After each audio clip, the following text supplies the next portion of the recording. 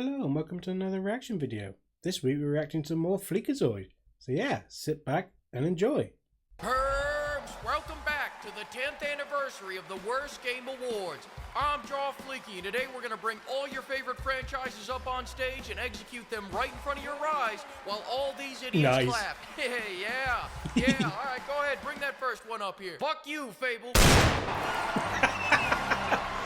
Now, before we get into the worst games, if you're expecting Dustborn to top this list, you can go ahead and unexpect that right now. I see Dustborn on the same level as Furry, Hitler, or any of the other hundreds of random shovelware that flops on Steam every day. And if you're saying, Fleek, you son of a bitch, there's a big difference between those two, you're right. One of them has a sequel. But I'm getting off track. The point is, as far as I'm concerned, Dustborn did it right. Go kill off your own franchise with your own bullshit over there where no one will ever see it instead of over here on a franchise I like. Because that's how we get number 5, Dragon Age the Veilguard. They were so focused on making their own self-inserts that they forgot to make a fucking Dragon Age game. It had bland combat, shallow RPG mechanics, and the best part of the story is when it ends. You know it's bad when gamers are more interested in what your fired employees are making. Ain't that right, Todd? Yeah, you short bitch. Number 4, Why is he so short? From March to September. Now you may be wondering why the hell this game is higher than Veilguard, and that's because they actually released a great game, then ruined it almost immediately. How the hell do you go from being this year's biggest sensation to its biggest disappointment in less than a month? It took me 20-something years to do that. Turns out it's actually pretty easy. First, they banned the game in 177 inferior countries. God bless America, American titties, American guns, and American fireworks. Their words, not mine. And then after they cut the player count by 75%, their only question was, how do we get the other 25? By nerfing just about everything players liked, and then justifying those nerfs by saying, give it a chance. No! But it's all water under the bridge now because they unnerfed everything and dropped a fantastic new update. Yeah, 177 countries are still banned, but peace has returned to Helldive. Motherfucker! Todd, I'm sorry about what I just said before. Get up here. I got a handcrafted trophy for you. Just kidding. It's an empty box. Fuck off my stage. Go back to your booster seat. Number 3. How can we forget about this year's biggest loser, the quadruple XL flop overweight watch? Concord, did you not just hear what I said? I said die where no one else will see it. When you spend $400 million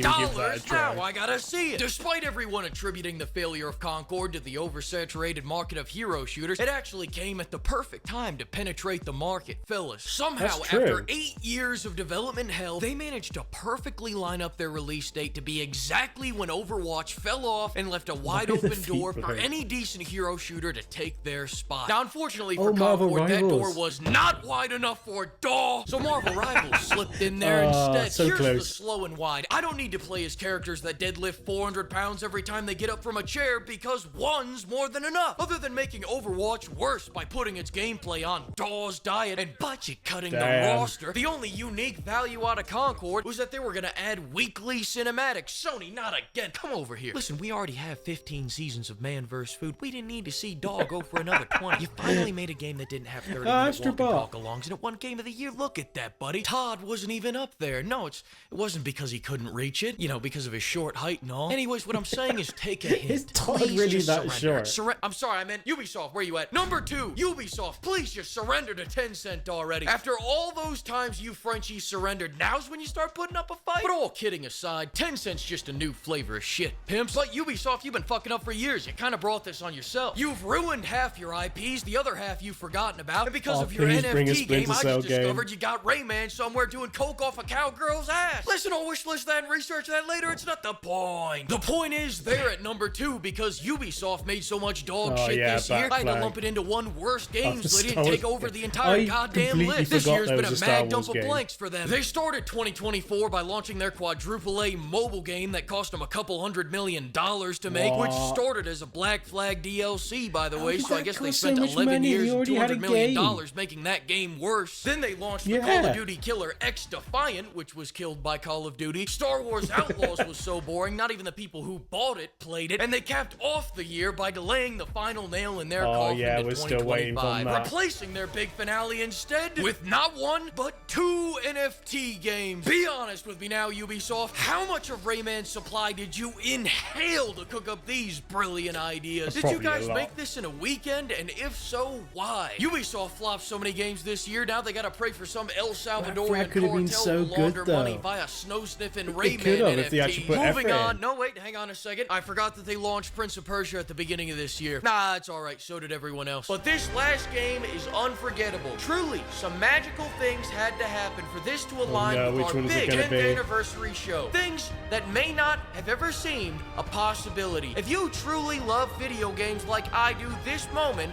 is for all of us. And the winner of this year's worst game of the year is Starfield. Sit your ass back down. You're gonna go to the worst game award. No, Suicide Squad. Boy, yeah, that's Batman. well At least deserved. this time the chair's leather. I bet you forgot this piece of shit even such a came out tragedy. this year. So did I. I just added it 5 minutes before I was about to publish the video. Listen, I've got 3 videos on this game. I'm done talking about it. The game was bad, the cash shop was bad, and all the post-launch content was like an IV drip of cyanide. We got the Twinkler, Mr., Mrs., Freeze Fire, whatever they identify as. Then we got the social justice daughter of a hitman, and then just a chill guy. Who? After all that, we got a regular old comic book character. Truly Deathstroke. amazing. Their death rattle should've was just a led moment with of clarity. Deathstroke. Good for you, Rocksteady, but I'll never forget you took our Batman from Arkham City, Arkham Asylum, and Arkham Knight, then shot him not on a lazy boy, not on a No. 2-seat sofa, not on a lawn chair with a soft padded seat that has floral embroidery, but on a park bench. Fuck you, Rocksteady. The only thing you should be remaking is your resume for when your studio shuts I down. have I will heard never they've, let this go. My hate for this they've got game some is good ideas to generational. go I'm gonna back put to my hate for this Arkham. game in my will so my grandkids Please inherit make a that shit. Then I'm gonna Catwoman take game. all my anger It'll and be go like have a printing wonderful time money. with my family. And I hope all you pimps have a holly jolly Christmas too. Treat yourself. Go get the new Stellar Blade update. And on January 4th Nice. at 7 p.m. EST, be sure to stop by the Fleek Awards Game Smackdown to see all these games fight in the ring. Come see Pal World fight off 20 of Nintendo's lawyers. Come see Tall Howard body slam Geoff Keighley through a steel cage. You won't want to miss it. I don't care if your firstborn son's being born. Project it onto the wall because he won't want to miss it either. January 4th, 7 p.m. Be there. Oh, well, at least they got their chicken in the end.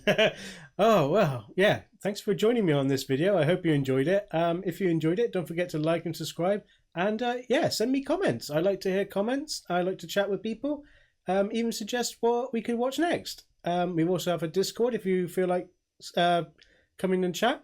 But yeah, don't forget to like and subscribe to Fleekazoid as well. And I will see you in the next one.